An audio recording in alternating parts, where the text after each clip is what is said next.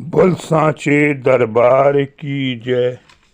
जय जगत जननी माता जी ट्वाडी सदा ही जय। बोल मेरे दिलवारी सरकार की जय। सिया राम सिया राम सिया राम। सात संगत जी, हजूर कि हम चमड़ों की आंखों से हजूर को नहीं सक सकते। हमें आंखें देना हजूर जी, उन आंखों का दीदार करें। हम अपने गुरु का से कितना प्यार है, ये प्यार हम अपने गुरु से कितना करें कि संसार भी देखे। जब उनकी माया से हम अपने मन को आँखों से देखेंगे तो हमें हजूर से प्यार होगा, हजूर जी पर हमारी कृपा रहेगी। लेकिन मन है वो टिकता ही नहीं। मन बड़ा ही चंचल है। इस संसार में आए हुए सुविधाओं में हम घिरे रहते हैं, क्योंकि सांसारिक पदार्थों से हम इतना घिरे रहते हैं कि हम अपने हजूर के पास नहीं जा पाते और ना ही अपनी मन की आंखों से हम उन्हें देख पाते हैं। गुरु का हमें क्या करना है, गुरु के हमें चरण पकड़ने हैं। वो चरण हमें नहीं दिखाई देते, क्योंकि हमारी आँखों के बीच में एक पर्दा है। ये पर्दा तो उठे तभी तो हम गुरु का दर्शन कर पाएंगे। तभी कहते हैं गुरु का पर्दा कैसे हटे। ये हमारे मन की आँखें जब गुरु का सिमरन करेंगे और मन की मैल को, हमें कई जन्मों की मन की मैल को उतारना है।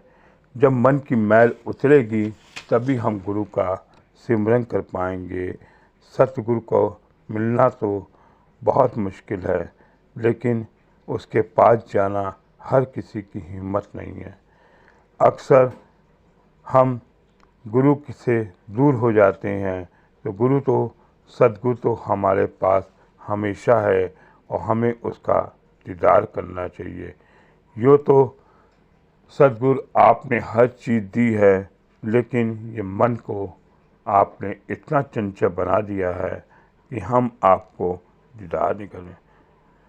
क्या करे सतगुरु, आपका दीदार हो जाए और आपसे हम आपस में बात कर सके।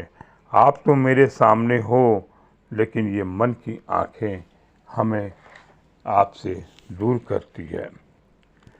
संगत जी, गीता में कृष्ण भगवान अर्जुन को कह रहे हैं, हे अर्जुन, तो सिर्फ मेरे चरणों का ध्यान कर।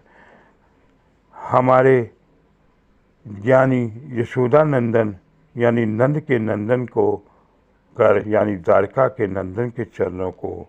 तब महाराज जी के साथ यह कहा कि हम कब मनाए हैं, हमारे चरणों का ध्यान करो। हम तो कहते हैं हमारे चरणों का ध्यान करो। सच्चा गुरु वह है जो सिख की श्रद्धा कभी ना तोड़े, नहीं तो उसकी 1000 की हत्या का पाप लगेगा, जिसको वह कभी नहीं हो सकता। केवल अपने गुरु के चरणों की ध्यान की ज़रूरत है, भक्ति वगैरह की कोई ज़रूरत नहीं है। मन को इस चरणों के साथ जोड़ो कि तुम्हारी ज़बान ना हिले, तुम्हारे ओंठ ना हिलें, दूसरों को मालूम ना हो कि तुम हजूर की भक्ति करो। ये गुरु की मत नहीं होती। अगर किसी इंसान को एक जगह पर मन नहीं लगता तो उसको अपने गुरु के चरण के साथ ज्ञान रूपी रस्सा डालकर बांध लेना चाहिए। अपने गुरुदेव का चरण का ध्यान उठते बैठते, जागते फिर खाते पीते करें। कोई भी काम करना हो तो अपने गुरु के चरणों की सीधा ध्यान रखना चाहिए। असली दान तो वही होता है जो अपने गुरु को ऊंचा से ऊंचा समझे, अपने को नीचा समझे। यह ज्ञान का एक रस्सा है जिसमें मनुष्य को बांधा जाता है।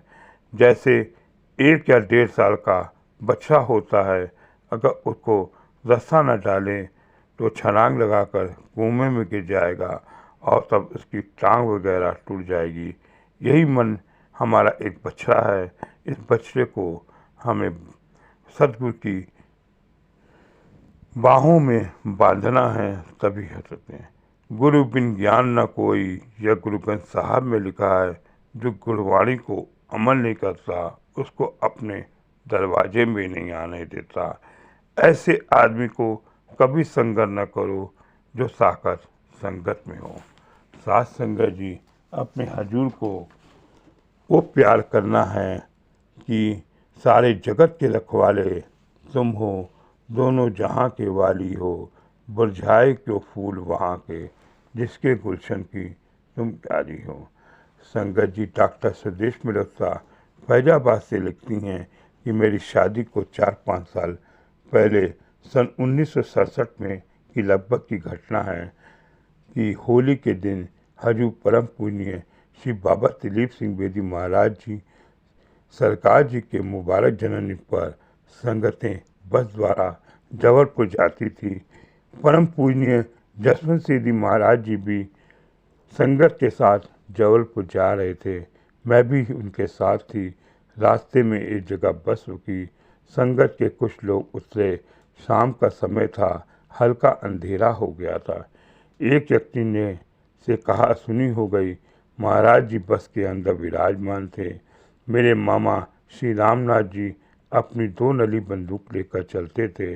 वह भी बंदूक लेकर नीचे उतर आए। माहौल गर्म हो चुका था। नोक झोंक में ऐसा हुआ कि वहाँ के स्थानीय लोगों ने बस रोक दी। सारी संगत डर गई, अब क्या होगा। तभी मेरे हजूर जी ने महाराज जी उतरे, मुस्कुराते हुए आगे बढ़े और एक इलायची उस क्रोधित व्यक्ति को खिलाई। पता नहीं क्या हुआ, उस इलायची खाने से उसको क्या हुआ कि मामला एकदम शांत हो गया और हमारी बस आगे चली गई। तभी से कहते हैं और सिया राम का हम जप करते रहे। साथ संगत जी, ये मेरे हजूर की कृपा है कि एक इलायची खाने से संगत जी हो जाती है। यह बात सन 2008 की है कि जब मेरे भाई प्रदीप की शादी थी। शादी का पहला कार्ड देने मेरे भाई और मेरी मम्मी दिल्ली से परम पूजनीय जसवंत सिंह बेदी महाराज जी के निवास स्थान गए तो महाराज जी अपने कमरे में बैठे थे। मेरी मम्मी और भाई ने मत्था टेका, शादी का कार्ड देते हुए आशीर्वाद मांगा तो महाराज जी ने मेरे भाई की झोली में गुड़ डाला। घर वालों का हाल चाल पूछा।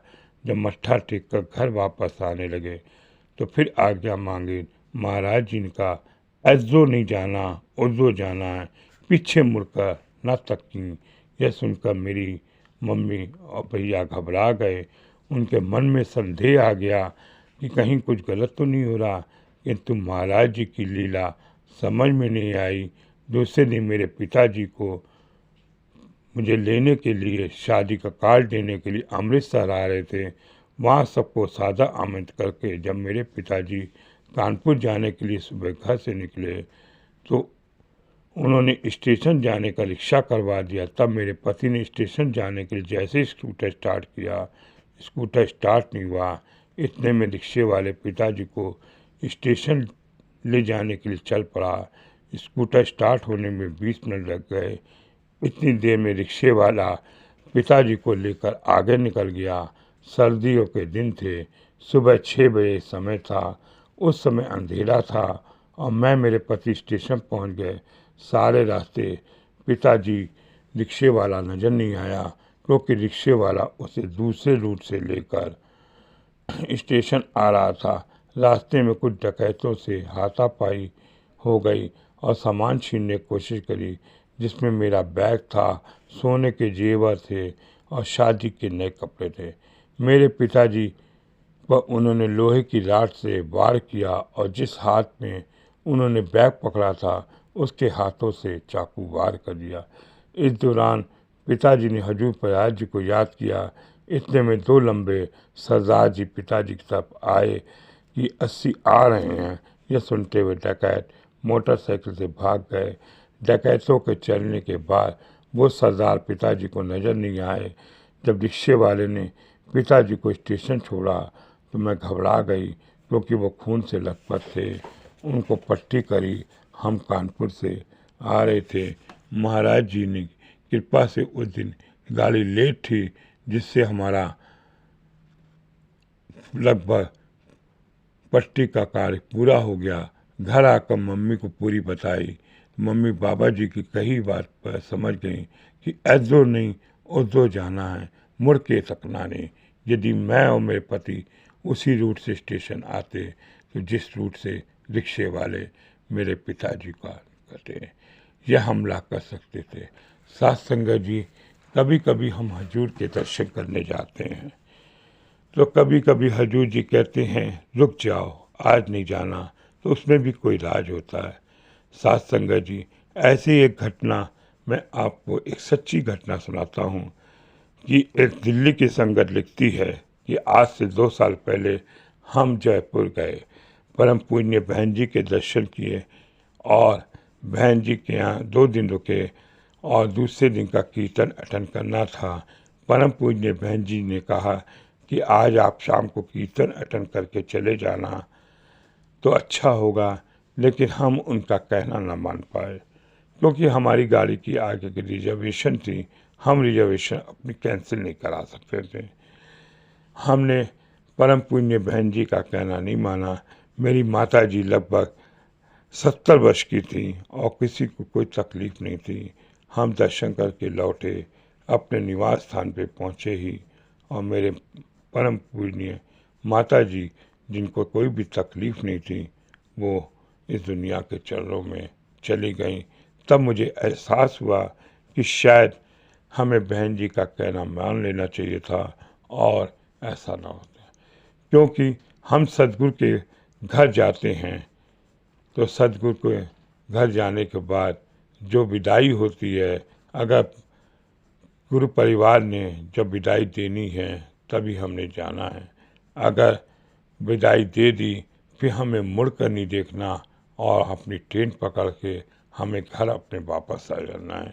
बीच में हमें कहीं नहीं रुकना, क्योंकि वो प्रसाद जो विदाई जो बरकत दी है, उसमें अगर हम बीच में कहीं अटक गए तो बरकत पूरी ना पाएगी। तभी तो कहते हैं कि विदाई के समय जो भी गुरु परिवार जो भी संदेश दें वो हमें अपने सीधे घर जाना है। तभी तो गुरु का हमें सिमरन करना है। गुरु को अपने चरणों पे ध्यान रख के गुरु के मन को, अपने मन की शुद्धि को इतना शुद्धि करें कि ये शीशा भी जो है साफ हो जाए, क्योंकि इस शीशे के मन के दर्पण को साफ करने के लिए हमें वो आँखों की रोशनी चाहिए कि जिससे हम वो दर्पण में अपने सदगुरु को देखें।